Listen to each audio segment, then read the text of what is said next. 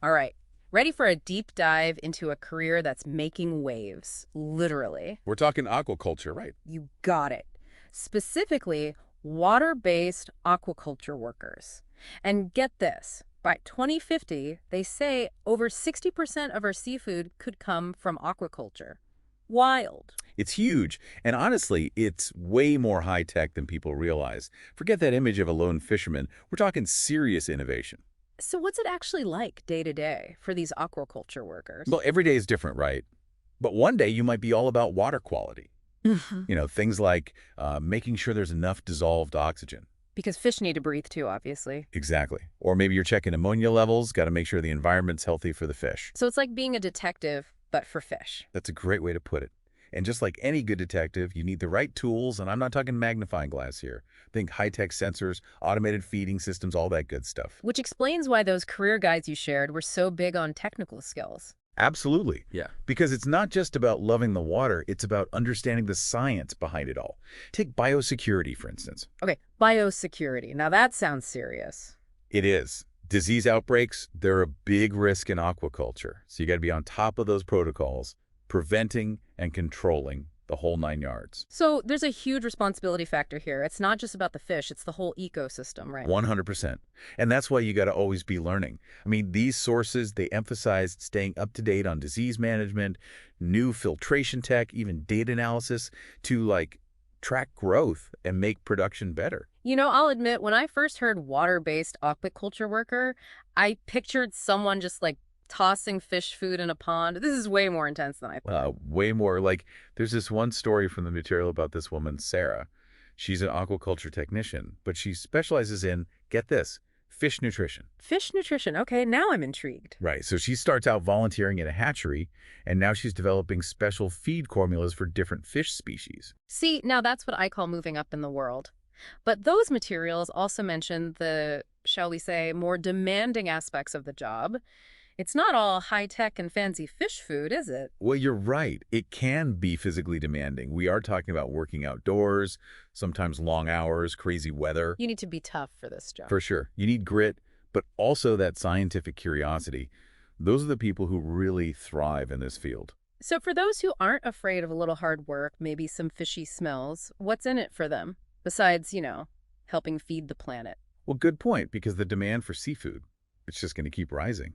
So job security is looking pretty good. Right. Plus, there's room to grow. Start as an assistant, maybe end up running a multi-million-dollar facility someday. Now that's the dream. But, okay, let's say you're all in, love the water, ready to work hard. Where do you even begin? Experience.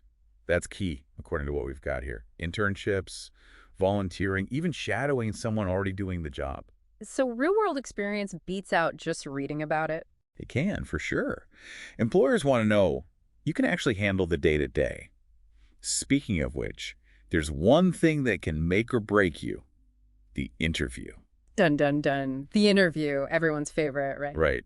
But they had some real zingers in those example questions. Oh, yeah. Like what? They really wanted to see how you'd handle tough situations. Like one question was, let's say you've got a tank and the dissolved oxygen levels suddenly plummet. What do you do? Talk about thinking on your feet. You got to be ready for anything in this job, huh? No doubt. It's not just about knowing the answers, it's about knowing what to do when things go sideways. So quick thinking, adaptability, those are key. But let's say you nail that interview, you're officially in. What's next? What does climbing that career ladder look like? Well, you'd probably start as an aquaculture assistant. Makes sense. Learn the ropes from the ground up. Exactly. You're getting that hands-on experience figuring how everything works. Think of it as aquaculture boot camp. Boot camp, but with, hopefully, less yelling. Right. And from there, you can kind of specialize. Maybe you're really into the tech stuff, like optimizing those automated systems we were talking about. Or maybe you're all about fish health, becoming the go-to person for disease prevention. There's even that whole entrepreneurial route, right? I mean, the source material mentioned starting your own aquaculture business. What if someone wants to be the next big name in sustainable seafood? Totally. And it's a real possibility, especially now with everyone wanting local, sustainable food. Like you could corner the market on, I don't know, organic seaweed or something. Now that's thinking big. But let's zoom out for a second. We've talked a lot about individual careers, but what about the bigger picture? How is aquaculture, like, actually impacting the planet? Where do these workers fit into all of that? That's where it gets really interesting, right? Like we said, overfishing is a huge problem, and pollution, climate change, it's all putting pressure on our oceans. Aquaculture could be a big part of the solution. Because we still need to eat. Exactly. And aquaculture, it can actually be way more sustainable than a lot of traditional farming. And speaking of sustainable, remember those certifications, like the Aquaculture Stewardship Council label. Yeah, that came up a lot in the material. It's important. That label, it tells consumers that the seafood they're buying, it was raised responsibly. Good for the environment, good for the workers, the whole deal. So it's like ethical seafood. I like it. But the material also mentions something called integrated multi-trophic aquaculture. That one kind of went over my head. It sounds complicated, but it's actually pretty cool. It's all about, like, copying how things work in nature, in ecosystems. So instead of just raising one species, you create a system where different species, they all benefit from each other. Okay, now you've got to give me an example. Right, so picture this. You've got your salmon, right, swimming around in their pens. Now let's add some seaweed. It'll absorb the extra nutrients from the water, and then maybe some shellfish to filter the water even more. Oh, and you know what else? Sea cucumbers. They'll take care of any waste. So it's like a perfect little underwater world where nothing goes to waste. Exactly. Less impact on the environment, plus the fish are healthier. It's a win-win. See, I'm telling you, this is way more complex than I ever imagined.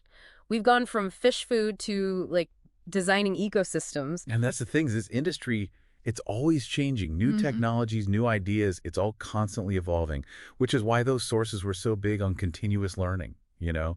Conferences, journals, got to stay ahead of the game. Makes you think about what we buy at the store, you know? Like, are we supporting the good guys or the bad guys? Exactly. Every time you buy seafood, you're voting with your dollars. So it's not just about taste, it's about values, too. For sure.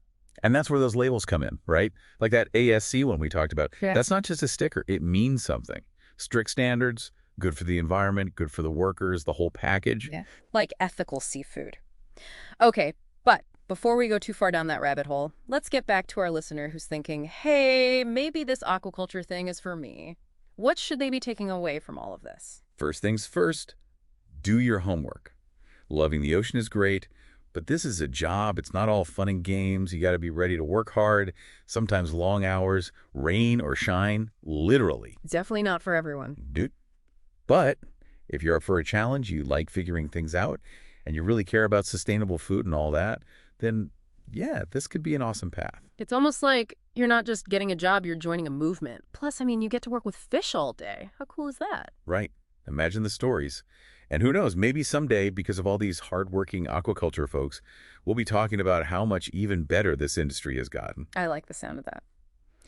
Well, I think we've covered a lot of ground today. Hopefully this deep dive has given you a better picture of what it really means to be a water-based aquaculture worker. Until next time, happy exploring.